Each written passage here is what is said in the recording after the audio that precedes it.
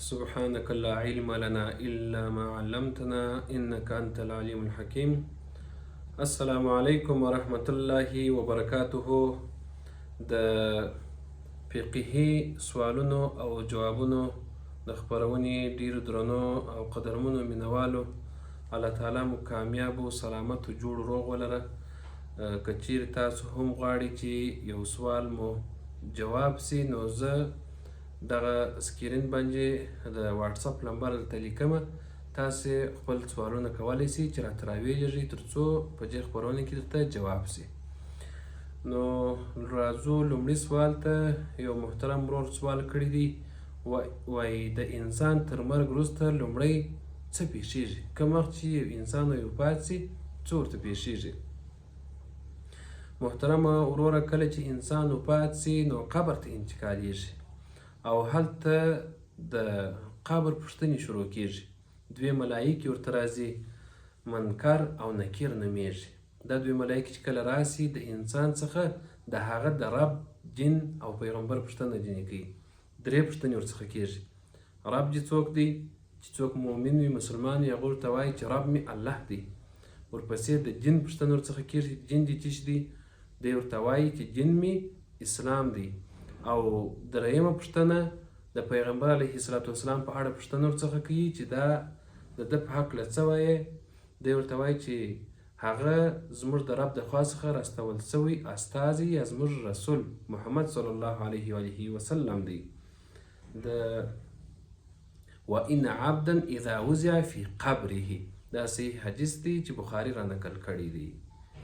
او دویم سوال هم یو ورور استولی دی، وایي د قیامت په ورځ به لمر څومره نږدې وي؟ انسان ته به د قیامت په ورځ لمر څومره نږدې وي؟ محترم وروره، د قیامت په ورځ لمر ډیر زیات نږدې وي.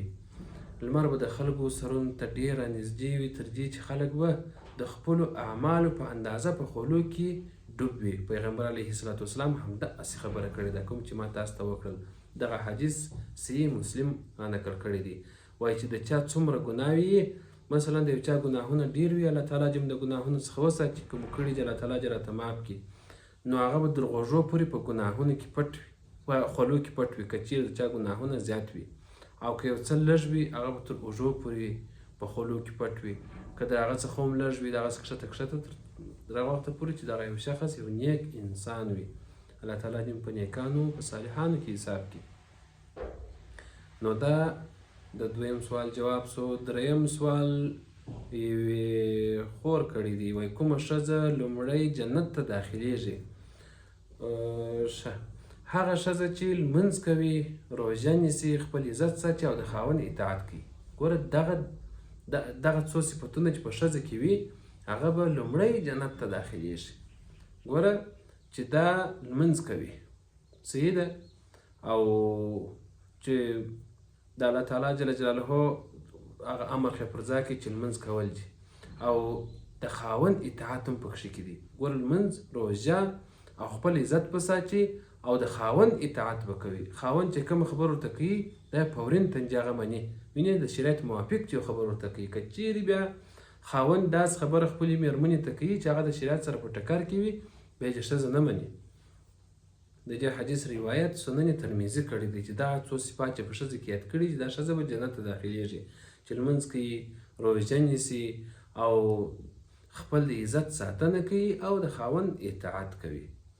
او څلورم سوال هم یو ورور استولی دی، وایي د جنت تر ټولو لوی نعمت څه شی دی؟ محترم وروره، جنت خپله لوی نعمت دی. الله تعالی چې موږ تاسو ټولو ته رانصیب کړي. نو د الله تعالی جل جلاله دیدار دا د جنتیانو دپاره لوی نعمت دی. په ورځ د محشر به په جنت کې کوم وخت چې موږ جنت ته ولاړ سو، د الله تعالی جل جلاله دیدار به کوو، الله تعالی جل جلاله به وینو، او دا تر ټولو لوی او ستر نعمت دی. قرآن کریم کې الله تعالی فرمایي وجوه یومئذ ناظره الی ربها ناظره. سورة قیامت 22 او 23 نمبر آیات دی. الله تعالی دې موږ تاسو ټول ته جنت را نصیب کړي، الله تعالی دې د دوزخ څخه وساتي. پیغمبر علیه السلام وایي که چیرې څوک هره ورځ دا دعا کوي 3 واره چې الهي د دوژخ څخه مو وساتې او جنت راته راکې، نو وایي پر دغه کس باندې د دوژخ اور حرام دی، الله تعالی به جنت ته واچي. څونه اسانه دعا ده، دا باید موږ هره ورځ وکړو. 5م سوال یو ورور کړی دی، وایي کومه ګناه رزق کموي؟ وروره ګناه په خپله رزق کموي. دا ګناه چې ده په دې باندې د انسان رزق کمیږي. ګناهونه او نافرمانۍ د رزق د کمیدو سبب ګرځي. نو حدیث کې راځي وان عبد لیحرم الرزق بذنب یصیبه، سنن ابن ماجه.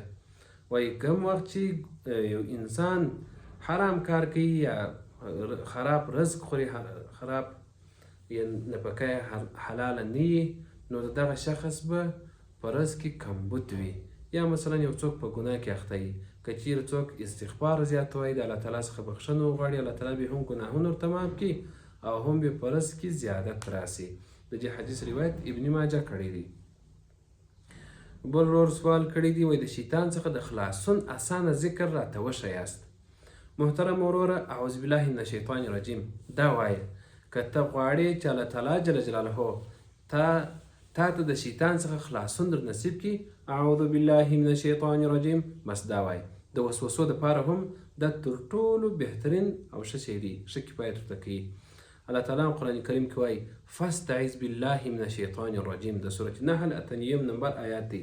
وایي تاسو پناه وغواړئ په الله تعالی باندې د هغه شیطان څخه چې هغه ترشل سوی یا شړل سوی دی. یو بل ورور سوال کړی دی، وایي د قیامت په ورځ به لومړی حساب د څه شي وي؟ محترم وروره، په ورځ د قیامت په لومړی حساب د لمانځه وي.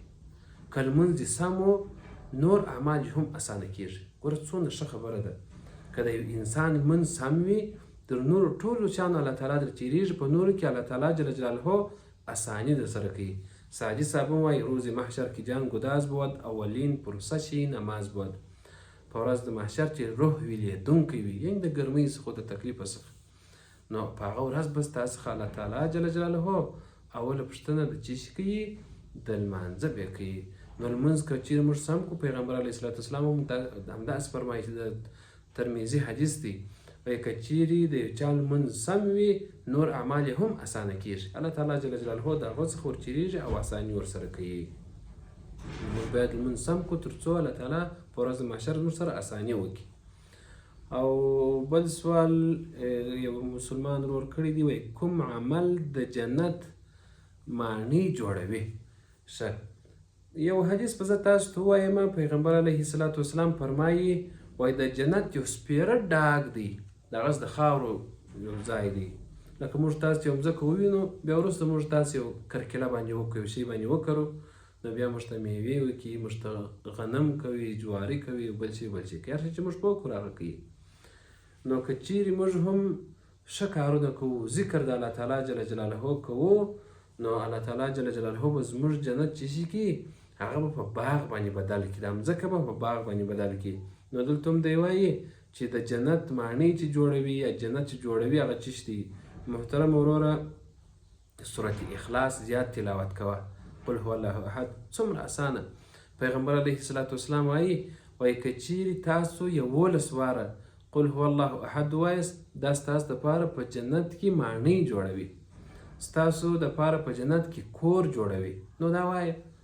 او حدیث هم داسې من قرأ قل هو الله احد بني الله له بیتا فی الجنه، مسند احمد، دا حدیث راخستی دی.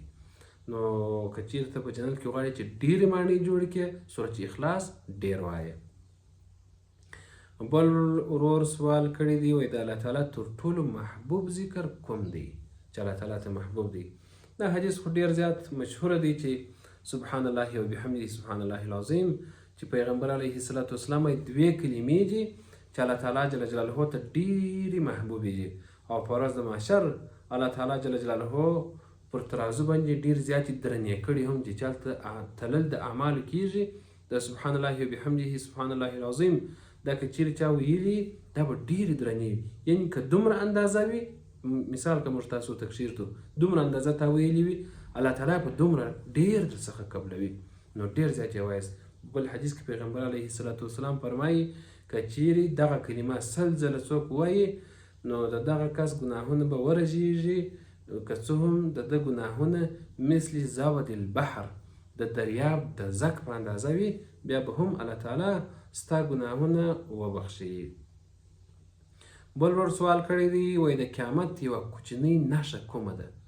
محترم وروره، د قیامت په اړه د پیغمبر علیه الصلاة والسلام څخه یو شخص رالی، سپینې جامې وې، د حدیث عمر رضی الله تعالی عنه نقل کړی دی. هغه حدیث ډېر اوږد دی، خو دغه ځای کې چې د قیامت په اړه یې پوښتنه ورڅخه وکړله، نو پیغمبر علیه الصلاة والسلام ورته وویله ول سوال کوونکی او جواب ورکوونکی نه دی خبر چې قیامت به کله وي. هغه ورته ویل علائم یې راته ووایه. نو پیغمبر علیه الصلاة والسلام ځینې علائم یې ورته ویلي دي چې قیامت څه وخت دی، څنګه راځي. نو اوس هم تا سوال کړی چې د قیامت یوه کوچنۍ یوه نښانه راته ووایه. د علم کمیدل او د جاهلانو زیاتېدل، بس دا د قیامت د علائمو څخه یوه علامه ده چې علم به کم سي، جاهلان خلک به زیات سي او پر مخ به ولاړ سي. دا حدیث په خپل بخاري را نقل کړی دی. الله تعالی دې د آخر زمانې د فتنو څخه وساتي. بل ورور دی سوال یې کړی دی، وایي کوم سړی شهید حسابیږي که څه هم په جنګ کې نه وي وژل سوی؟ د شهید خو ډېره لویه مرتبه ده، نو کوم شخص دی وایي شهید بلل کېږي چې په جنګ کې هم نه وي شهید سوی؟ محترم وروره، هغه څوک چې په طاعون، لکه دا اوس څو کلونه اخواته چې دا د کرونا وبا او دا کرونا مریضي چې دا چیرې سوله، په دې کې چې هر څوک وفات سوی دی، الله تعالی جل جلاله هغه ته د شهادت مقام او مرتبه ورکوي. ځکه پیغمبر علیه الصلاة والسلام وایي کوم څوک چې په طاعون باندې وفات سي، یا په ډوبېدو، یعنې مثلا په کښتۍ کې سپور وي، یا تر رود و اوبو اوړي هلته ډوب سي، یا د نس د ناروغۍ د امله وفات سي، دا ټوله په چیش کې داخلیږي. دا په شهیدانو کې الله تعالی جل جلاله رسول وایي محمد مصطفی صلی الله علیه وسلم وایي دا ګردو خلکو ته الله تعالی جل جلاله د شهادت مقام ورکوي. د دغه حدیث روایت هم بخاري کړی دی. بل ورور پوښتنه کړې ده، وایي کوم عمل ګناهونه ختموي؟ محترم وروره، الله تعالی دې موږ تاسو ته توفیق راکړي چې ګناهونو څخه اجتناب وکړو، د ګناهونو څخه پرهیز وکړو او هغه عمل وکړو چې الله تعالی ته محبوب وي. نو دا یې ښه پوښتنه کړې ده وروره. ګناهونه ختمي چې شي 5 وخته لمونځ، د جمعې څخه تر بلې جمعې او د رمضان څخه تر بلې رمضان یې ګناهونه بخښل کېږي. د حدیث مسلم را نقل کړی دی.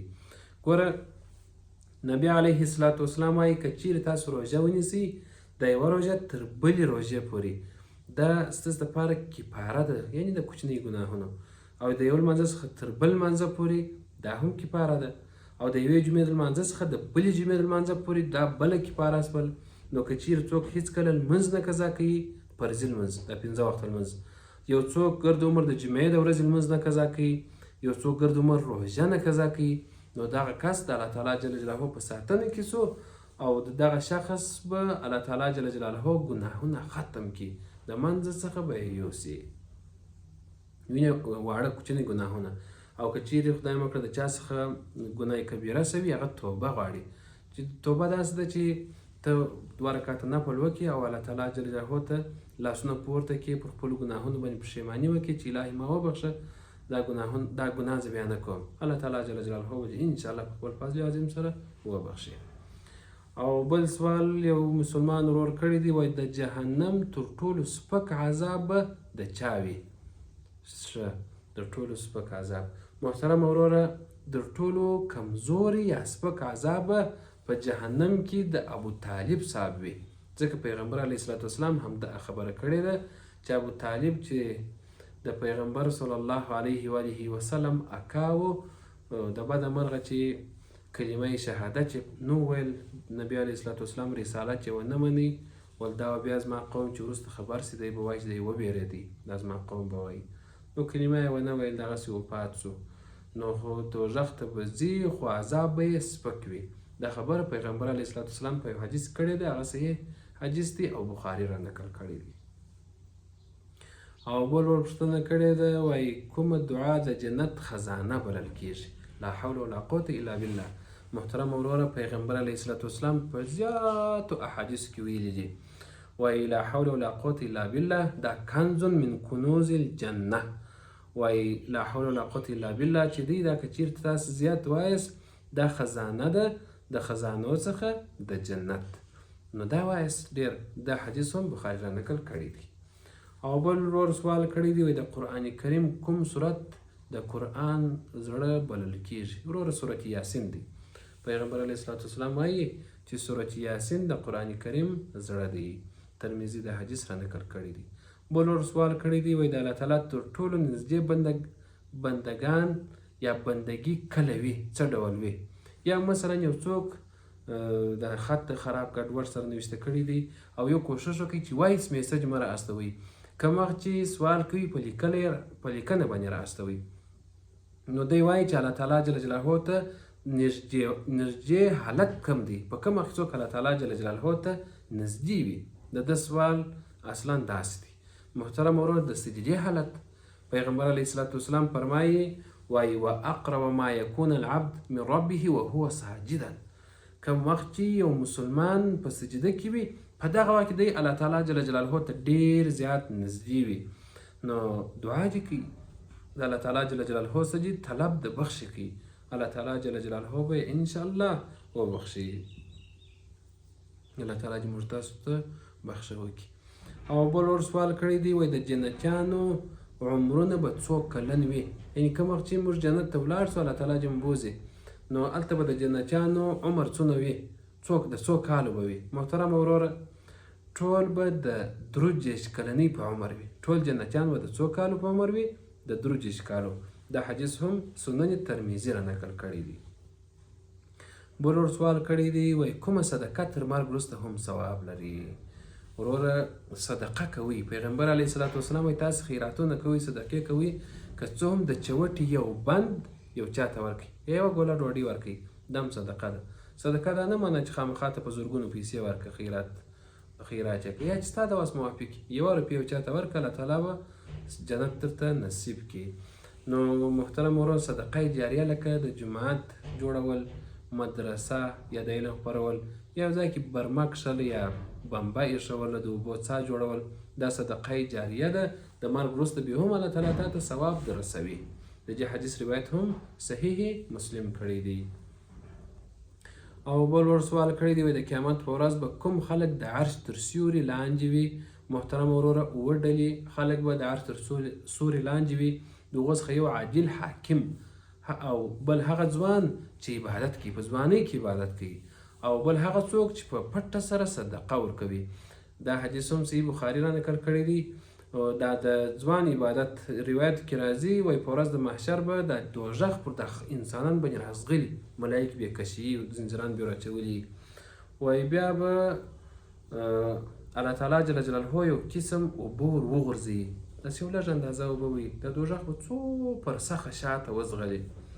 دا پیغمبر علیه الصلاة والسلام وفرمایل. بیا نبی علیه الصلاة والسلام څخه سوال وسو چې دا اوبه څه شي دي؟ نبی علیه الصلاة والسلام ورته وویل دا د ځوان اوښکې، کوم څوک چې په ځوانۍ کې د الله تعالی څخه د بیرې په خاطر اوښکې تویوي، نو الله تعالی جل جلاله به د ده اوښکې دونه هېڅکله بې ځایه نه کړي، او د ده دغه اوښکو والا به دوزخ ته وانهچوي، د ده په اوښکو به دوزخ لا هم شاته ځي. بل ورور سوال کړی دی، وایي د جنت خاوره به څنګه وي؟ نن ډېر سوالونه د جنت په اړه دي. محترم وروره، د جنت خاوره یا د جنت مځکه د مشک په شان باندې خوشبویه ده، او د زعفرانو په رقم رنګ به یې وي. دا پیغمبر علیه الصلاة والسلام دا خبره کړې ده په صحیح مسلم کې. یعنی د جنت مځکه تاسو پوه شولاست، د جنت مځکه د مشکو په شان ده، د مشکو په شان باندې خوشبویه هم ده، او د زعفرانو په شان باندې رنګ دی. او بل ورور سوال کړی دی، وایي د منافق 3 نښې کومې دي؟ محترم وروره، درواغ ویل. کوم وخت چې یو چا درواغ ویل دا منافق دی. د پیغمبر علیه الصلاة والسلام څخه سوال وسو، والمسلمان درواغ وایي، والمسلمان زنا کوي، ولوایي شیطان ورسره دی. په څو سوالونه ځینې وسول چې مسلمان سره شیطان ورسره دی. کوم وخت چې د پیغمبر علیه الصلاة والسلام څخه دا سوال وسو چې مسلمان درواغ وایي، نبی علیه السلام ویل کله چې یو څوک مؤمن وي مسلمان هغه هېڅکله درواغ نه وایي. نو دا یوه علامه د نفاق ده، د منافق ده. او وعده ماتول، کمغ چې د چا سره وعده وکړي یا وعده مه کوئ د چا سره، که چیرې تاسو وعده ورسره وکړئ بیا هېڅکله مه ماتوئ، چې سره پرې کېږي هم وعده سرته ورسوي. او بل خیانت کول، یو څوک امانت چې کله درته وسپاري تاسو هېڅکله خیانت مه پکښې کوئ، هغه امانت صحیح سلامت یا هغه چاته بیرته ورسوئ یا هم دغسې وساتئ چې دی زه بیرته راځم. یا امانت دا دی چې تا ته یو واک، یو چوکۍ، یو مشرتوب د غاړې سوی ته په هغه کې خیانت کوې، خیښ خالګي پکښې کوې، د هغو مراعات کوې، د عام خلکو ته په یو ډول سترګه ګورې، شناختو ته په بل ډول سترګه ګورې، دا هم چی سو؟ دا هم خیانت سو. دا حدیث صحیح بخاري را نقل کړی دی. او بل ورور سوال کړی دی، وایي کوم صورت د قبر د عذاب مخنیوی کوي؟ محترم وروره سورت ملک تبارک الذی، دا ډیر زیات وایست. یو شخص یو ځای کې خیمه درولې وه، د شپې نیمه شپه چې سوله دغه شخص د مځکې څخه آواز اوري، تبارک الذی بیده ملک وهو علی کل شیء قدیر. دا صورت چې شروع کړی تر پایه پورې ووایه. ته ډېر زیات وبېرېدی.